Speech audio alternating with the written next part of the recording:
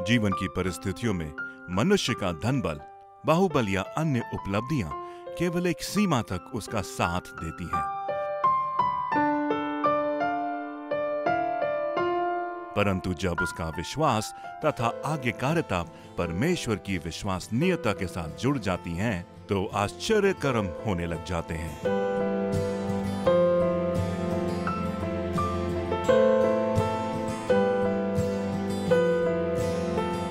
Bible एक ऐसी पुस्तक है जो जीवन की हर परिस्थिति में हमारा मार्गदर्शन करती है। बाइबल क्या कहती है?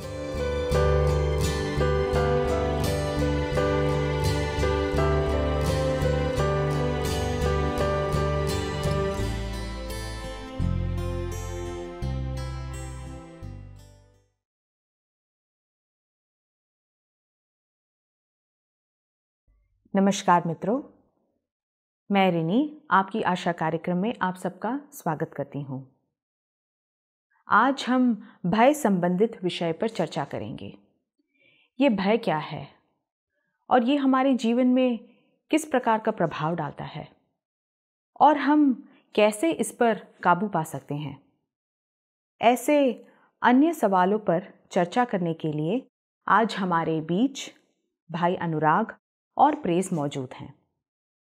धन्यवाद रिनी। भाई अनुराग, आपका इस कार्यक्रम में स्वागत है। एक बार फिर से जब हम यहाँ पर विषय के ऊपर चर्चा के लिए आए हैं, और आज हमारे सामने एक ऐसा मुद्दा है जिसके विषय में कई लोग चर्चा करते हैं। भय एक ऐसी चीज है या समस्या है जिसका भी नाम बोला जाए कि हर व्यक्ति के अंदर कोई ना कोई भय तो होता ही है। और आए दिन हम देखते हैं कि लोग भय से गुजरते जाते हैं और एक भय उनके जीवन में कब्जा करते जाता है।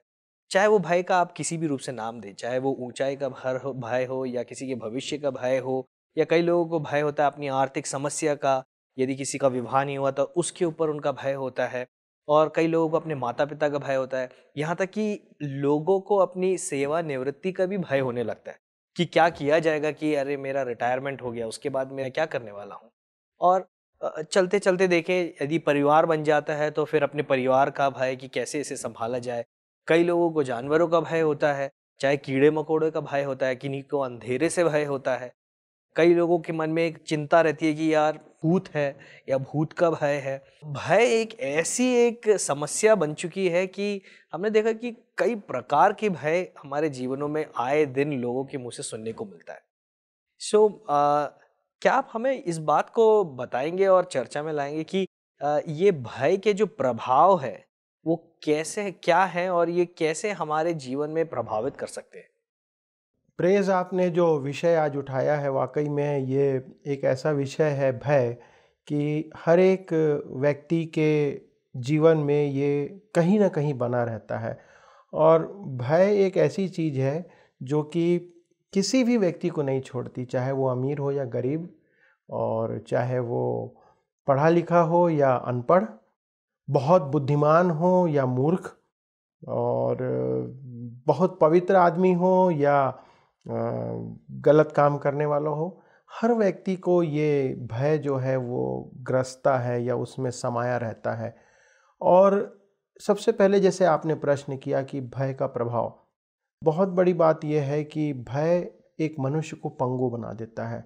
उसकी सोचने विचारने की क्षमता को वो सीमित कर देता है, उसको गतिहीन बना देता है, उसको बंदी बना देता है, या हम ये कहें तो उसके मस्तिष्क पे, उसके दिमाग पर वो ऐसा प्रभाव डालता है कि वो जकड़ जाता है। और इसका प्रभाव यहाँ तक पड़ता है कि लोग भय के कारण बीमार हो जाते हैं। और ये जो बीमारी है वो इतनी बढ़ जाती है कि लोगों को कई बार मृत्यु तक ले जाती है। इसके कारण से डिमेंशिया, यदि याद ना रख पाने की ये समस्या भी होती है। चिंता के कारण से मनुष्य को विभिन्न प्रकार की बीमारियां हो सकती हैं।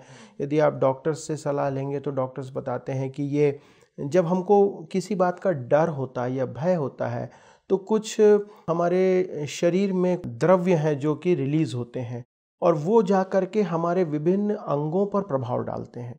और जहाँ पर ये जाते हैं वहाँ पर जाकर के वो अपना विपरीत प्रभाव डालते हैं। उससे हमें शरीर के विभिन्न भागों की कोई समस्याएं, बीमारी हो सकती हैं, तो यहाँ तक कि हम हार्ट पेशेंट हो सकते हैं। तो ऐसे बहुत सारी चीज़ें हैं जो कि इन भय का प्रभाव है, जो कि हमारे जीवन में पड़ता है। हमारी नींद खराब हो जाती है और ये चिंता को बढ़ाते चले जाता है, और इसलिए आवश्यक है कि हम इस भय से परे रहें, इस भय से अपने आप को दूर रखें, ताकि हम हर एक परिस्थिति में स्वस्थ बने रहें, अपना परफॉर्मेंस अच्छा दे सकें, और इस भय के दूर रहने से हम बेहतर काम करने पाएंगे। भय के चलते चलते हमारे शरीर में बहुत सारे बीमारियां तो आ सकती हैं, लेकिन कई बार ऐसा लगता है कि भय एक ऐसी चीज बन चुकी है जिसको हम रोक नहीं सकते। कभी कई बार हम ना चाहते हुए भी, मुझे ऐसा तो नहीं लगता कि कोई चाहता है कि हाँ मैं जीवन भर भयभीत होकर गुजरूं अपने जीवन में। तो क्या आप बताएंगे कि ये भय का वास्तव में कारण क्या है? यदि मैं बाइबल से बात करूं, तो बाइबल हमें ये बात सिखाती है कि जो परमेश्वर पर भरोसा रखते हैं उसे भयभीत होने की आवश्यकता नहीं है, पहली बात। दूसरी बात यह है कि इसका एक मूलभूत कारण यह है कि हम परमेश्वर पर भरोसा नहीं रखते हैं, या परमेश्वर पर विश्वास की कमी हमारे भय का एक मूलभूत कारण है। या हम कहें कि हम उसके वचनों पर, जो बाइबल है, उस पर विश्वास नहीं रखते हैं, उसके प्रेम पर हम विश्वास नहीं रखते हैं, हम उसके वायदों पर विश्वास नहीं रखते हैं। और तब यदि हम इन सारी बातों पर विश्वास नहीं रखते हैं, तो ये भय हमारे जीवन में समा जाता है, क्योंकि हमको इस बात को जानना आवश्यक है कि परमेश्वर सर्वश्रेष्ठ है, सर्वसामर्थी है, सर्वज्ञानी है, सर्वव्यापी है। और ये परमेश्वर यदि हमारे साथ है, तो वो हमारे जीवन में इन सब बातों को नियंत्रित कर सकता है। तो हमको सबसे पहली बात ये आवश्यक है कि हम परमेश्वर पर भरोसा रखें, और उस भले परमेश्वर पर जो हमसे प्रेम रखता है उस पर भरोसा रखें। और यदि हम नहीं रखते हैं भरोसा, तो ये होता है कि शैतान जो है, जो हमारा विरोधी है, वो चुपचाप से उस भय को हमारे जीवन के अंदर डालने का काम करता है। अब होता यह है कि भले ही वो बात छोटी हो, परंतु वो हमको एक मैग्नीफाइंग ग्लास में या पावर ग्लास के थ्रू ये दिखाता है छोटी चीज़ को बड़ी करके। तो हम यदि किसी बात की चिंता करते हैं या भयभीत होते हैं, तो वो ये दिखाता है या हमको ये विश्वास दिलाने की कोशिश करता है कि हमारे जीवन में इसका बहुत भयानक प्रभाव पड़ेगा। और क्या होता है कि हम परमेश्वर पर भरोसा नहीं रखते हैं, और हम स्वयं परमेश्वर के विरुद्ध में प्रश्न खड़े करने लगते हैं, कि हम परमेश्वर के अस्तित्व पर हम प्रश्न करने लगते हैं, उसके प्रेम के ऊपर हम प्रश्न खड़े करने लगते हैं। तो इस प्रकार से ये भय हमको मजबूर कर देता है कि हम परमेश्वर पर विश्वास ना करें, और हमारे साथ जो कुछ भी बुरा हो सकता है, हमको ये दिखता है कि हमारे साथ इससे ज़्यादा बुरा होगा, और हम ये सोच करके और बद से बदतर परिस्थिति में चलते चले जाते हैं। तो ये है भय का मुख्य कारण कि हम परमेश्वर पर भरोसा या विश्वास नहीं रखते हैं। तो आपके कहने के मुताबिक यदि कोई व्यक्ति परमेश्वर पर विश्वास करता है, तो वो व्यक्ति भयभीत अपने जीवन में नहीं होगा।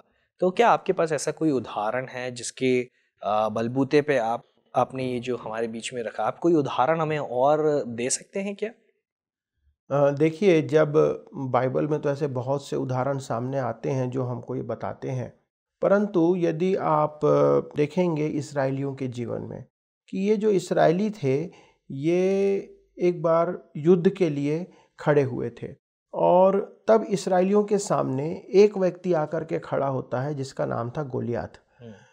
गोलियात जो था वो 9 फुट से ऊंचा व्यक्ति था, और बहुत मजबूत, तंदुरुस्त, ऊंचा व्यक्ति। और वो इनसे पुकार करके कहता है इस्राएलियों से, यदि किसी में हिम्मत है तो मेरे से आकर के लड़े, और यदि वो मुझको हरा देगा तो हमारी पूरी जो सेना है वो हार मान जाएगी।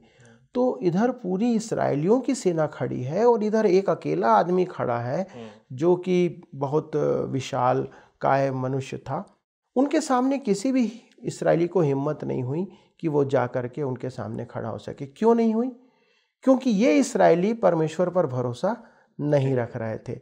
ये इस्राएली वो थे जिन्होंने परमेश्वर को काम करते देखा था, परमेश्वर के बड़े बड़े सामर्थी कार्यों को इन्होंने अनुभव किया था, उसके बारे में सुना था, जाना था। परंतु वहीं पे एक व्यक्ति आता है जो कि जिसका नाम है दाऊद। और दाऊद एक छोटा सा जवान लड़का था, वहाँ पर लिखा हुआ है कि दाऊद एक बालक ही था, बहुत बड़ा नहीं था। वो दाऊद आकर के उस गोलियत के सामने खड़ा होता है और गोलियत को वो ललकारता है। तो यहाँ पर आप देख सकते हैं कि किस प्रकार से एक छोटा जवान लड़का, इकलौता निहत्था, वो दाऊद जैसे भीमकाय मनुष्य के सामने खड़ा होकर के उसको ललकारता है। तो उसके अंदर क्या था, कौन सी बात थी जो कि उसको सामने खड़े होने के लिए ताकत दिया? परमेश्वर का भय। वो था परमेश्वर पर विश्वास। उसको मालूम था कि ये परमेश्वर मेरे साथ है। और करीब 40 दिन तक ये बात चलती रही। एक वचन यदि आप पढ़ते हैं तो आपको ये सहायता करेगा। पहला शामुएल 17 अध्याय 24 वचन। दाऊद ने पलिश्ती से कहा, तू तो तलवार और भाला और सांग लिए हुए मेरे पास आता है, परंतु मैं सेनाओं के यहोवा के नाम से तेरे पास आता हूं, जो इजरायली सेना का परमेश्वर है, और उसी को तूने ललकारा है। यहाँ पर आपने इस बात को पढ़ लिया। जब हम इस वचन को पढ़ते हैं तो दाऊद ने पलिश्ती गोलियत से क्या कहा कि मैं परमेश्वर यहोवा के नाम से तेरे सामने आता हूँ।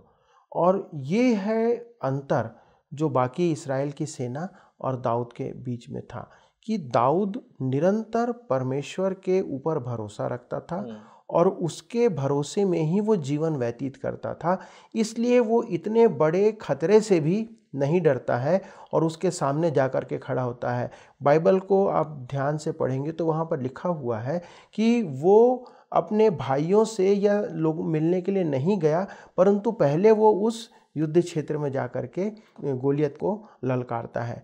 तो ये वो भय है जो उसके जीवन में नहीं था।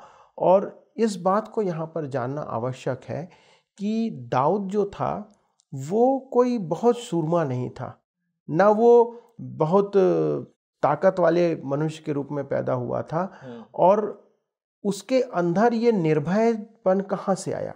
एक सामान्य मनुष्य था, उसने हमारे आपके समान जीवन व्यतीत किया था, परंतु कैसे उसके जीवन में ये निर्भयता आती है, कैसे वो निडरता उसके अंदर आती है? भजन 34:4 में दाऊद इसी भजन में लिखता है कि कैसे मेरे अंदर ये निर्भयता आती है। पढ़ के देखिए इसे। मैं यहोवा के पास गया, तब उसने मेरी सुन ली और मुझे पूरी रीति से निर्भय किया। तो दाऊद के जीवन में यह था कि जब दाऊद परमेश्वर के पास गया, परमेश्वर को जाना, परमेश्वर के ऊपर उसने भरोसा किया, तब वो कहता है कि उसको निर्भय किसने किया? परमेश्वर ने। तो ये जो निर्भयता है वो उसके अंदर अपने आप से नहीं आई। ये दाऊद अपने आप के ऊपर भरोसा करके नहीं, परंतु परमेश्वर पर भरोसा करके वो निर्भय होता है। और यदि आप परमेश्वर को खोजेंगे, उसको आप जानने की कोशिश करेंगे जैसे दाऊद ने किया, तो निश्चित तौर पे परमेश्वर आपको इसका उत्तर देगा या आपको निर्भय करेगा। और परमेश्वर हमसे यही चाहते हैं। परमेश्वर कभी नहीं चाहते कि हम भयभीत होकर के जीवन व्यतीत करें, परंतु परमेश्वर चाहते हैं कि हम एक निर्भयता का जीवन व्यतीत करें, और जो दाऊद के जीवन से हमारे को शिक्षा मिलती है। अनुराग जी, आप बताएंगे कि आपने कहा कि परमेश्वर चाहते हैं कि भय जो है हमारे अंदर से निकल जाए, तो क्यों परमेश्वर चाहते हैं कि हमारे अंदर से ये भय निकल जाए?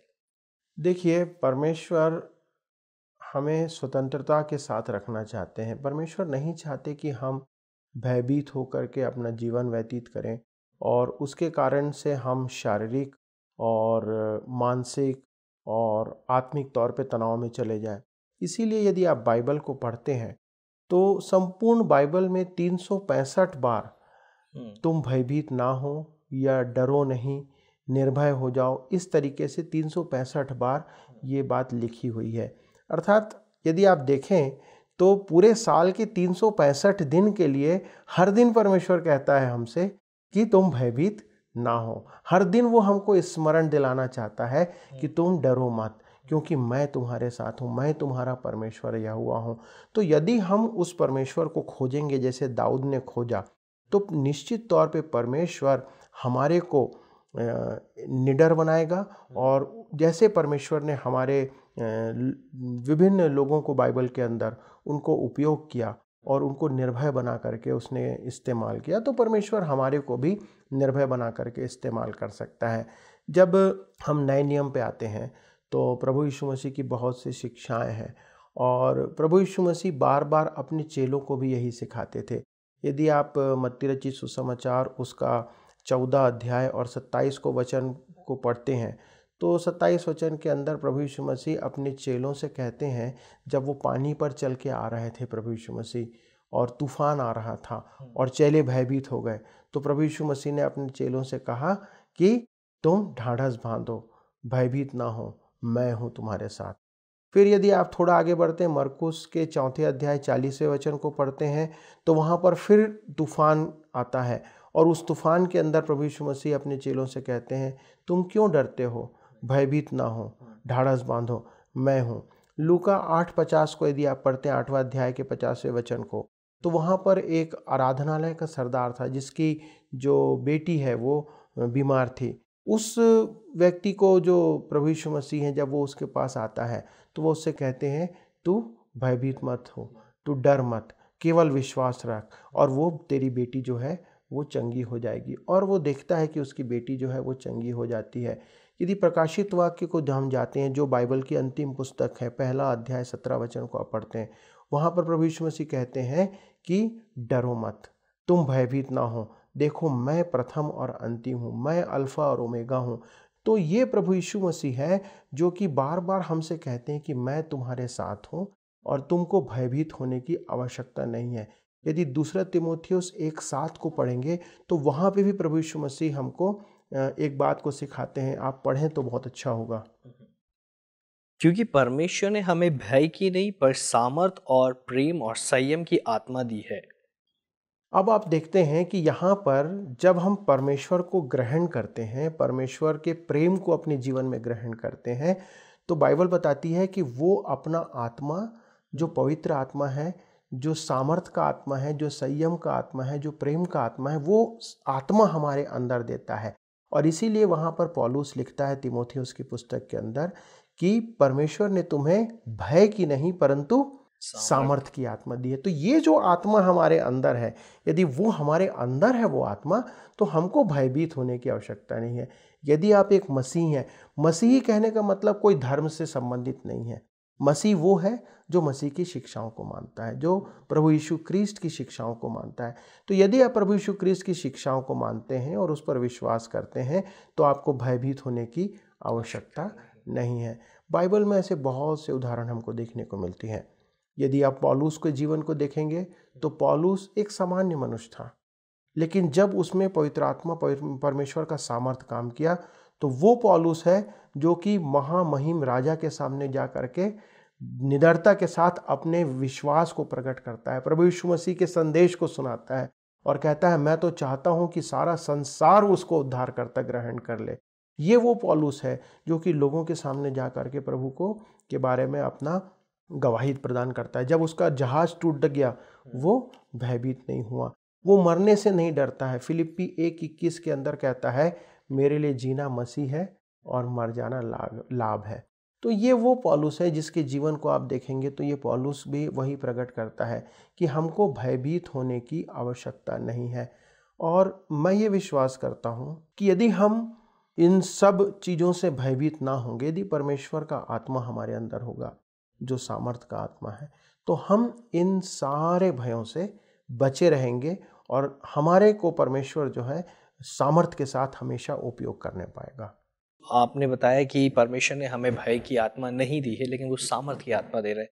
तो अब ये तो सही बात है, लेकिन हमारे अंदर इस भय को जो हम इसके ऊपर हम विजय को कैसे प्राप्त कर सकते या हम उस पर कैसे हम जय को प्राप्त करेंगे?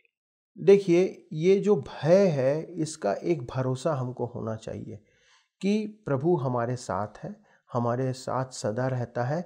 और यदि प्रभु हमारे साथ है, परमेश्वर का सामर्थ हमारे साथ है, तो हम कभी भी किसी भी परिस्थिति में क्यों ना हो, परमेश्वर हमारे को उससे निकालने की सामर्थ रखता है और वो हमारे की निकास करेगा। वचन कहता है कि वो भले हमको परिस्थितियों में जाने देगा, हमको उन खतरों में जाने देगा, लेकिन वो उन खतरों से निकास भी परमेश्वर हमारा करेगा। ऐसे बहुत से उदाहरण हैं। इस्राएलियों के सामने जब वो लाल समुद्र आया, आप देखते हैं कि सामने उनके लाल समुद्र था और पीछे फिरौन की सेना, उनको समझ नहीं आ रहा था कि कहाँ जाए। लेकिन परमेश्वर क्या कहता है कि तुम बड़े उस उद्धार के कार्य को देखो जो मैं तुम्हारे लिए करने वाला हूँ। तो हमको भयभीत नहीं होना। वहाँ पर उनका जो अगुआ था मूसा, वो भयभीत नहीं हुआ, उसका भरोसा था परमेश्वर पर, और परमेश्वर ने उनके लिए उस समुद्र के बीच से मार्ग को बनाया। तो प्रभु सब कुछ करने का सामर्थ्य रखते हैं, बस आवश्यकता यह है कि हम भयभीत ना हो और उस पर भरोसा रखें। अनुराग जी, हमने देखा कि आपने बताया कि परमेश्वर नहीं चाहता कि हम भयभीत रहे, और उसने हमें भय की आत्मा नहीं दी है लेकिन सामर्थ की आत्मा दी है। ठीक है, मान लीजिए कि अब मुझे वो भय की आत्मा नहीं चाहिए, तो अब मैं इस भय पर अपने आप को कैसे विजय प्राप्त कर सकता हूँ? इसके ऊपर मैं कैसे जयवंत हो सकता हूँ? ये सारे भय हैं जो हमको नहीं होना चाहिए। किसी बात का डर हमारे अंदर नहीं होना चाहिए। यदि एक डर हमारे अंदर है या एक भय हमारे अंदर है तो ये सारे भय हमारे अंदर काम नहीं करेंगे। तो ये कौन सा भय है जो कि अभी तक आप बोल रहे थे कि हमारे अंदर भय नहीं होना चाहिए, अब आप बोल रहे हैं कि हमारे अंदर भय होना चाहिए, तो ये कौन सा भय है? देखिए, बाइबल हमको बताती है कि यदि परमेश्वर का भय हमारे अंदर होगा तो हम किसी भी बात से भयभीत नहीं होंगे। पौलुस कहता है कि यदि वो मेरी ओर है तो चाहे संसार मेरा विरोधी हो जाए, मेरे को किसी बात का डर नहीं है। यदि परमेश्वर, if God B for us, पर यदि परमेश्वर हमारे साथ है या हमारी ओर से है तो हमें किस बात का चिंता हो सकती है। तो आवश्यकता है कि हमारे अंदर यदि परमेश्वर का भय हो। परमेश्वर का भय का मतलब क्या होता है? परमेश्वर का भय का मतलब है कि हम निरंतर परमेश्वर की उपस्थिति में बने रहें, हर एक काम को ये सोच के करें कि क्या ये काम परमेश्वर को आदर देगा या परमेश्वर को आदर नहीं देगा। ये है परमेश्वर का भय, उसकी आज्ञाओं का पालन करना और उसके अनुसार जीवन को व्यतीत करना। तो यदि इस अनुसार हम चलेंगे तो फिर हम चाहे कहीं भी खड़े हो जाएं, किसी भी सेना के सामने खड़े हो जाएं, तो हमको भयभीत होने की आवश्यकता नहीं है। और बाइबल हमको ये बताती है, यदि हम नीति वचन 1:7 पढ़ते हैं, वहाँ लिखा है कि यहोवा का भय मानना या परमेश्वर का भय मानना बुद्धि का आरंभ है। यदि भजन संहिता 128 को अध्याय को आप पढ़ते हैं, वहाँ पर लिखा हुआ है कि यदि परमेश्वर का भय हमारे अंदर होगा तो बहुत सी आशीषें हमारे अंदर परमेश्वर लेकर के आएगा। तो यह एक भय है जो हमारे जीवनों को सभी भयों से दूर करता है, और इसको प्राप्त करना हमारे जीवन में बहुत आवश्यक है। तो अब हम इसे कैसे प्राप्त कर सकते हैं अपने जीवन में? इसके लिए एक वचन आप पढ़िए, यूहन्ना रचित सुसमाचार 8:36 वचन। इसलिए यदि पुत्र तुम्हें स्वतंत्र करेगा तो सचमुच तुम स्वतंत्र हो जाओगे। ये वचन हमको इस बात को बताता है और सिखाता है कि हमें भय से यदि स्वतंत्रता चाहिए तो पुत्र अर्थात यीशु मसीह के द्वारा से ही हमको ये स्वतंत्रता मिल सकती है।